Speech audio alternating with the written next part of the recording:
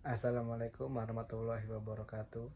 Perkenalkan, saya Randy Arja Pratama dengan NIM 2305070.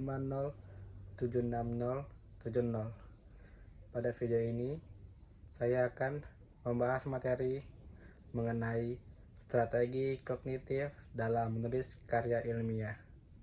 Selamat menyaksikan. Assalamualaikum warahmatullahi wabarakatuh. Selamat siang semua. Siang, Pak. Hari ini kita ketemu lagi. Gimana keadaan semuanya? Sehat? Sehat. Wah. Siapa yang sakit? Yang sakit tuh kayak saja. Yulija sakit, Pak. Belum di absen. Oke, sebelum kita mulai pelajaran, kita berdoa dulu. Aprinda, pindoan. Bapak, baiklah teman-teman, mari kita berdoa menurut agama dan percaya kita masing-masing. Berdoa mulai.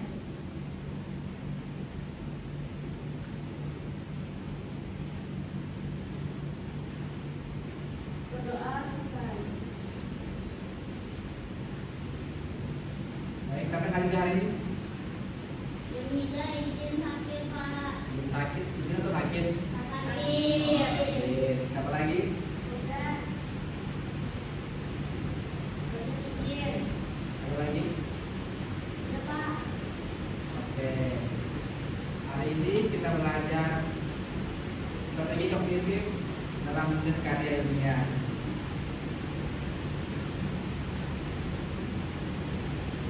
Jadi strategi kognitif itu adalah prosedur mental atau alat kognitif yang digunakan untuk mengatur atau memproses dan menyusun informasi secara logis.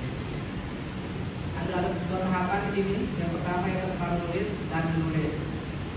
Untuk pertemuan ini kita akan membahas di bagian menulis saja. Ini untuk menulis kita lanjut dulu.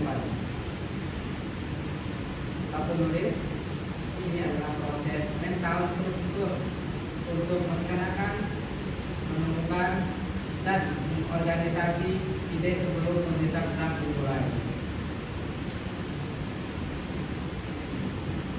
Ada beberapa poin dalam pada penulis. Yang pertama itu adalah membuat kerangka struktur karya ilmiah.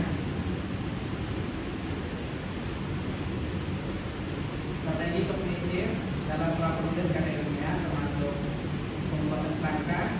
Yang pertama itu ada brainstorming atau kurang pendapat,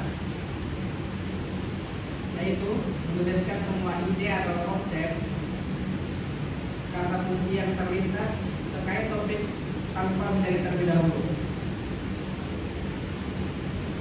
Ini tujuannya itu untuk membantu memunculkan ide kreatif dan mengembangkan argumen.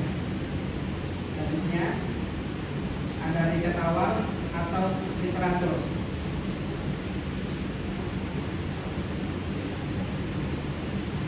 Yaitu mengumpulkan referensi yang kita cari untuk mendukung ide dan membangun landasan teori. Selanjutnya ada pemetaan pikiran atau mindmapping. Membuat representasi visual dari hubungan antara ide utama, subtopik, dan data pendukung. Selanjutnya ada free writing atau menulis bebas, yaitu kita akan menulis terus-menerus selama beberapa menit tentang topik yang akan kita bahas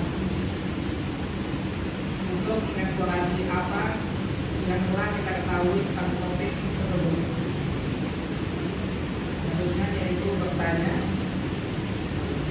menganalisis topik dengan tujuan mengajukan pertanyaan kognitif untuk mendalami analisis.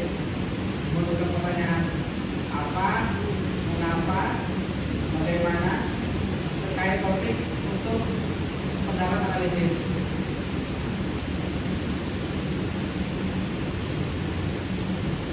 Selanjutnya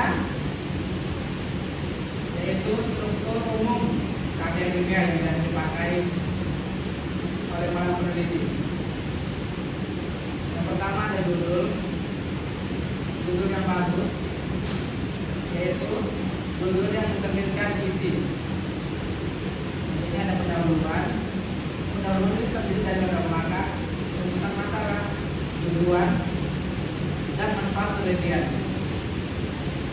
Kemudian itu ada tinjauan pustaka, yaitu terdiri dari pendapat teori, kerangka berpikir, dan hipotesis penelitian jika diperlukan. Selanjutnya ada metode penelitian, yaitu rancangan instrumen, teknik penelitian, dan analisis data. Selanjutnya ada pembahasan, yaitu penyajian data dan interpretasi, analisis dibandingkan dengan teori. Terakhir ada kesimpulan dan saran. Kesimpulan ini adalah jawaban atas keputusan masalah yang telah kita tulis pada bagian penanggulan.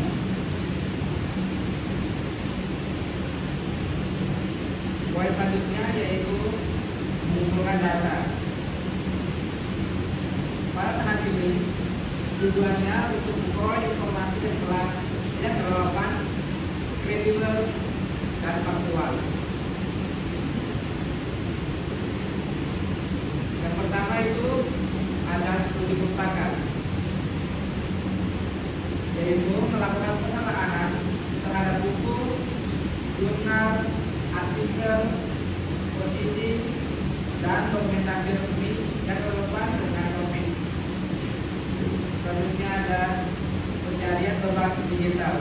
Bagaimana kita memanfaatkan database online, katalog, perpustakaan, dan platform repositori ilmiah untuk menemukan sumber pustaka yang terpercaya. Selanjutnya itu ada pembahasan cepat dan dicatat. Belajar literatur secara selektif dan membuat catatan, ringkasan, atau peta konsep mengenai teori-teori, metode, dan temuan yang relevan.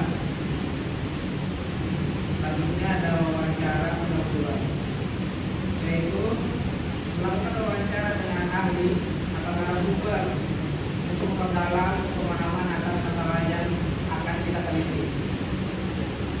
Terakhir ada observasi, yaitu melakukan pengamatan untuk mendapatkan data di lapangan.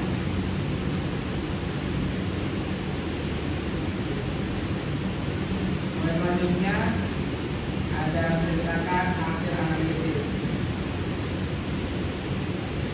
Dalam tahap menulis pada karya ilmiah, salah satu bagian penting dari strategi kognitif adalah menceritakan hasil analisis. Maksud dari kegiatan ini adalah untuk mengartikulasikan atau merumuskan ide, bukti, dan struktur yang telah kita kumpulkan sebelumnya. Dalam menceritakan hasil analisis, dapat beberapa hal berikut. Yang pertama, yaitu menguraikan temuan data. Penulis menjelaskan hasil analisis data yang telah diperoleh baik dari observasi, wawancara, maupun studi pustaka dengan bahasa yang utuh dan mudah dipahami oleh pembaca. Selanjutnya, menghubungkan dengan pokok penelitian.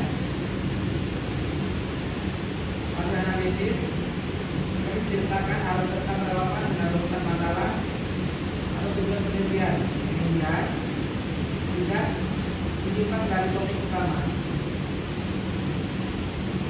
Selanjutnya, menggunakan alur logis, yaitu penyampaian hasil analisis dilakukan secara terstruktur, misalnya dari hal yang umum ke yang khusus atau berdasarkan proses tertentu. Selanjutnya ada menginterpretasikan data, yaitu tidak hanya menyampaikan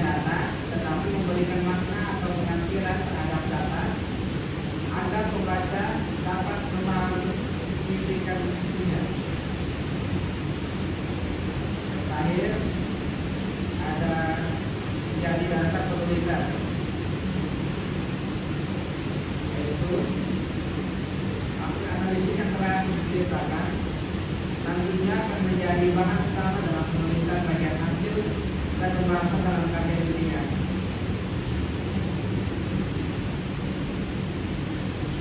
Itu saja materi dari saya. Selanjutnya saya akan memberikan soal latihan pada materi ini. Semuanya bawa buku?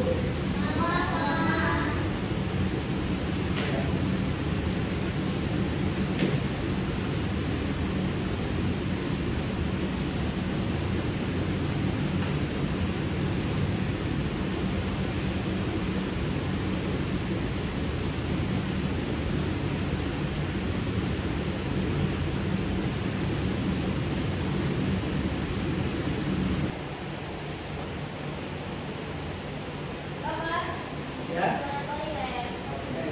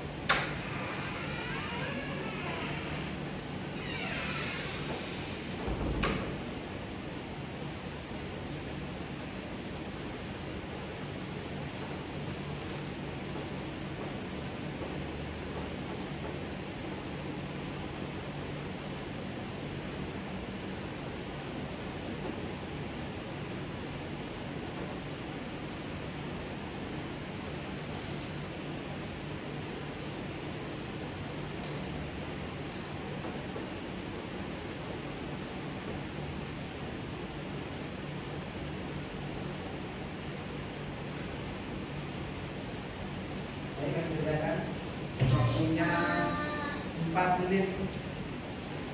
Hanya soal bisa 1 menit sekian detik. Aku boleh diskusi sama teman tidak? Nggak boleh dong, ini kan soal mandiri. Baik, Pak.